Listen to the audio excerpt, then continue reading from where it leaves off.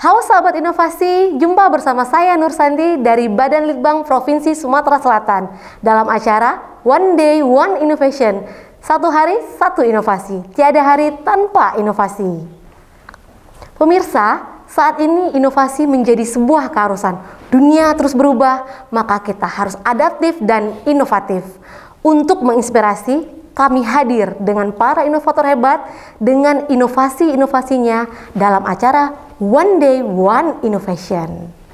Baik pemirsa, apa kabarnya? Tentunya kita mengharapkan semua dalam keadaan sehat walafiat meskipun di musim penghujan dan dalam era pandemik seperti ini. Baiklah, narasumber kita kali ini akan menghadirkan dengan inovatornya mengenai alat sensor kualitas udara dan pasang surut air.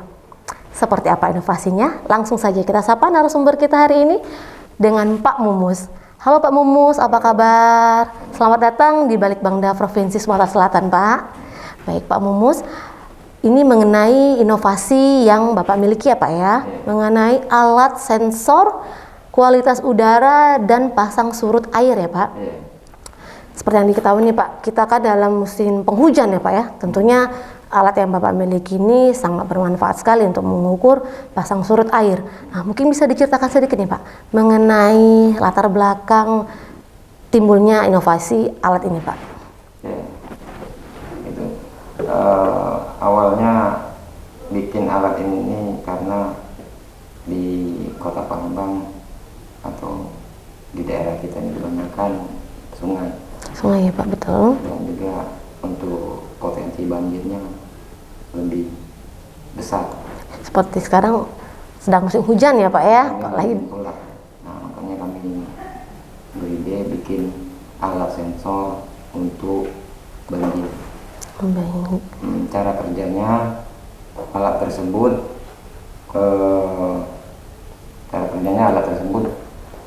menggunakan sonar. Oke, nah mungkin pemirsa ingin tahu prototipe alatnya Pak ya. Ini prototipe yang hasil inovasi dari Pak Mumus untuk pendeteksi kualitas udara dan pasang surut air. Nah, ini cara kerjanya bagaimana nih Pak? Cara kerjanya alat ini terdiri dari sensor sonar. Ini kebutuhannya untuk mengukur permukaan air pasang surut. Baik. Ini sensor. Sensornya ya. Kemudian yang ini temperatur dan juga kualitas udara sama sensor amoniak. Sensor amoniaknya. Kalau ini LCD. Ini juga dibekali dengan alarm, atau speaker, dan GPS. GPS-nya ya Pak ya. Baik, ini mungkin pemirsa juga ingin tahu ya Pak. Di sini kan ada lampu merah, kuning, hijau. Ini maksudnya apa nih Pak? Lampunya. Lampu merah, kuning, hijau ini lampu hijau berarti dalam kondisi aman. Oh, indikatornya ya Pak ya. Nanti misal seandainya ini sensor air, permukaan air naik sedikit, dia masih tetap hijau. Tapi tiba-tiba naik setengah meter atau mendekati dengan objek ini, dia akan kuning. Posisinya kuning. Oke. Kalau misalnya permukaan airnya naik lagi, hampir mendekati dengan alat tersebut, dia merah. Dan berarti kalau misalnya posisi permukaan sudah mendekati dengan objek alat ini tersebut, berarti kan airnya sudah tinggi. Sudah tinggi ya Pak ya. Nah Pak, di sini kan ada selain ada indikator hijau, kuning dan merah nih pemirsa ya. Kan ini dari visualnya ya Pak ya. Nah bagaimana nih Pak, kita tahu selain kita melihat dari indikator lampu ini kan mungkin agak cukup kecil, kalau kita tidak mengamati langsung kita tidak tahu ini lampu saat ini hijau, kuning atau merah. Ada alat bantu lainnya untuk mengetahui bahwa posisinya sudah dalam keadaan. Bisa kita pantau melalui smartphone. Bisa kita gunakan pakai internet maupun pakai wifi biasa tanpa internet. Baik. Jadi alat ini bisa kita pantau dari luar, tapi harus ada internetnya. Kalau misalnya mau nggak pakai internet, kita deketin minimal jaraknya 3 meter. 3 meter jarak smartphone kita dengan alat ini ya Pak ya.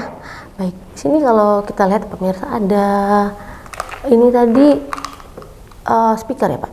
Ya, buzzer. Ya. Buzzer. Oke, Buzzer. ini kalau boleh tahu fungsinya untuk apa nih Pak? Ini untuk kalau seandainya terjadi peningkatan air pasang, air pasang mendekati objek tersebut, lampu ini merah. Setelah merah dia akan mengeluarkan suara. Oh, seperti sirene ya Iya. Pak ya? Nah, berarti sudah melewati dari indikator merah ini. Oke. Jadi dia ada warning tambahan ya Pak ya, selain lampu indikatornya berwarna merah, dia juga menghasilkan sirene agar kita tahu nih Pak ya bahwa ini air sudah pasang gitu ya Pak ya. Air sudah pasang, sudah melebihi alat ini sendiri ya. Gitu. Oke. Jadi dia biasa jadi yang laporan ke handphone kita ini berapa meternya ya Pak ya kualitas dari pasang surut? Kalau tidak menggunakan internet, palingan sekitar 3 meteran kita bisa gunakan alat ini melalui smartphone. Tapi kalau kita menggunakan internet dari rumah pun atau dari kantor pun kita bisa pantau. Oh, jadi di mana saja kita berada ya Pak ya? Dengan syarat alat ini kita pasangkan modem juga. Oke.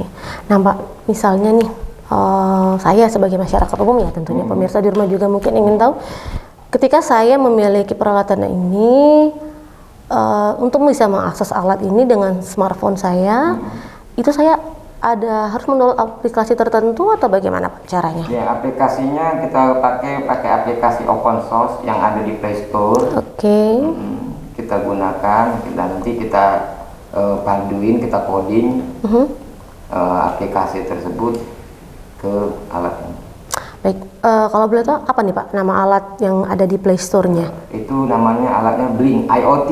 Oh, IoT, oke. IoT, Internet of Things. Kalau sekarang ini udah banyak yang pakai IoT untuk mendeteksi ini ya Pak ya? Iya.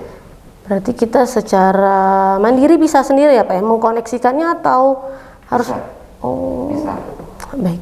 Ini tadi GPS-nya ya Pak ya untuk membaca posisi alat ini berada di mana. Jadi pemirsa, jadi kita dengan memasang alat ini kita bisa tahu nih daerah sini yang warning banjir tadi Pak ya, yang warning tingginya sudah berapa, oh berarti di lokasi di sini ya Pak ya, karena dengan ada GPS itu jadi langsung misalnya tim bisa langsung datang untuk evakuasi dan sebagainya tentunya Pak di daerah tersebut ya Pak. Baik, kemudian di sini juga ada untuk sensor udara ya Pak ya, yang ini amoniak. Oh, yang ini amoniak, yang ini sensor udaranya. Nah, ini sama Pak, sistem kerjanya sama seperti air tadi, membaca kualitas. Dia mengirimkan report melalui HP. Ya. Kalau misalnya kita koneksikan ke internet, dia bisa mengirim ke server di IoT-nya. Seperti itu. Baik. Dan juga untuk GPS, fungsinya untuk apa? Fungsinya kalau misalnya seandainya alat ini kita gunakan di tempat lain, kita tidak tahu posisinya di mana. GPS ini bisa tahu nunjukin posisi alat yang kita taruh itu. Oh, jadi dia misalnya kita nih punya beberapa alat ini ya Pak ya. Kita punya beberapa alat, lalu kita letakkan di masing-masing tempat. Kemudian kan ada warning ke handphone kita. Nah, kita bisa tahu nih, oh yang warning alat yang berada di posisi ini. Jadi kita bisa langsung ke lokasi tersebut. Karena kan kita punya berapa alat, kalau tidak tahu yang mana yang warning, kesulitan juga ya Pak ya untuk langsung Sherlock lah istilahnya. Oh, oke. Ini istilahnya sekarang langsung Sherlocknya ya Pak ya. Nah Pak, ini kan untuk kualitas udara. Kan seperti tahun-tahun sebelumnya, kita masyarakat Sumatera Selatan, Palembang khususnya itu kan berkabut ya Pak ya. Mungkin ini alat ini sangat berguna ya Pak ya pada saat keadaan seperti itu ya Pak ya, keadaan dimana yang kabut tebal, kemudian ini ada pembacaan amoniaknya yang tinggi juga. Nah, cara kerjanya untuk membaca amoniak atau kualitas udaranya ini seperti apa Pak? Cara bacanya harus kita kalibrasi karena kita harus ada titik acuan dulu dengan alat ini. Karena kita kan ini sensor, memang benar ini sensor amoniak, cuman kita harus kalibrasi dulu karena alat ini memang belum terverifikasi, masih homemade lah istilahnya. Masih handmade ya. Ketika kesulitannya kita belum tahu berapa acuan dari standar dari pH di apa nama itu Di lokasi tersebut ya. dari Nilainya, amonia itu. Baik, Pak, ini kalau boleh tahu ya Pak ya, siapa saja nih Pak yang terlibat dalam pembuatan alat ini? Ini saya sendiri. Sungguh inspiratif sekali pemirsa ya. Seorang Bapak Mumus bisa menciptakan alat seperti ini yang sangat bermanfaat tentunya, mau di musim kemarau dalam keadaan misalnya dalam keadaan kabut atau kualitas udara yang cukup buruk yang sempat kita alami beberapa tahun yang lalu, kemudian dia musim yang seperti ini juga musim penghujan ya Pak ya, dia juga bisa berguna untuk membaca kelembapan, pasang surutnya air ya Pak ya. Ini alatnya untuk energinya sendiri didapatkan dari mana Pak? Untuk sementara ini pakai adapter, Mbak. Pakai adapter, jadi harus standby Dicolok colok listrik ya Pak. Oke. Sementara. Nanti untuk pengembangannya mungkin kita pasang solar cell Oke. atau baterai. Berarti dia selama terhubung dengan listrik dia terus on ya Pak ya alatnya gini. 24 jam. Jadi dia langsung online laporan ke handphone kita ya Pak ya, keadaan di sekitar alat ini ya Pak ya tentunya. Nah Pak, ada hambatan tidak Pak dalam membuat alat ini Pak? Hambatannya di spare partnya, Mbak. Spare part, Ya, Ini- ada sebagian belinya di online, ada sebagian impor. Oh ada yang impor juga, Ya, oke. impor dari luar negeri. Oke, belum ada mungkin di Indonesia Belum ya Pak ada. ya untuk alatnya sendiri karena di ini tadi sensor amonia ya Pak ya. Amonia yang susah. Kalau yang kayak sensor GPS, buzzer, kelembapan suhu itu banyak. Harapan-harapannya nih Pak kira-kira dengan alat ini nih apa nih Pak? Mungkin bisa Bapak utarakan. Harapannya dengan alat ini bagi penduduk atau warga yang tercemar amonia dari limbah pabrik, kita bisa mantau apakah benar memang atau bisa kita pantau kadar dari amonia yang dikeluarkan oleh Perusahaan tersebut ya. Itu untuk amonia. Karena kan amonia sangat mengganggu kesehatan kita ya Pak ya. Untuk sensor ini untuk mengatasi buat memantau pasang surut air. Di warning kalau udah mau banjir ya Pak ya, seperti di musim hujan saat ini kan sangat berguna sekali. Kalau ini suhu udara. Untuk membaca suhu Awalnya udara. sih saya buat ini sebenarnya iseng-iseng aja sih.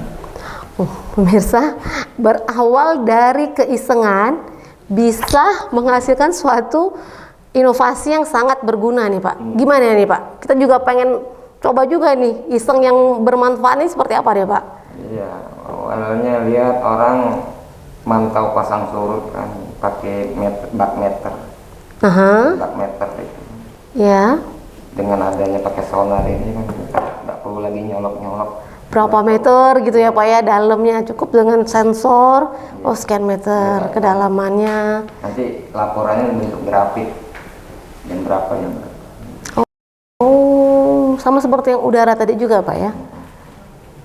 Jadi inovasi yang timbul atau yang diciptakan oleh Pak Mumus ini sangat berawal dari kepekaan kita terhadap lingkungan sekitar kita. Tentunya meskipun di era pandemik seperti ini tidak membuat semangat kita menurun, tetap terus berinovasi, memperhatikan hal-hal yang kecil yang mungkin tidak kita pikirkan sebelumnya, namun memiliki manfaat yang besar bagi lingkungan kita sekitar ya Pak ya.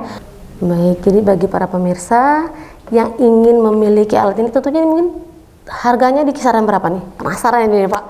Harganya di kisaran berapa? Mungkin bisa dimiliki 2-3 juta, tapi manfaatnya sangat besar ya Pak ya, bisa digunakan.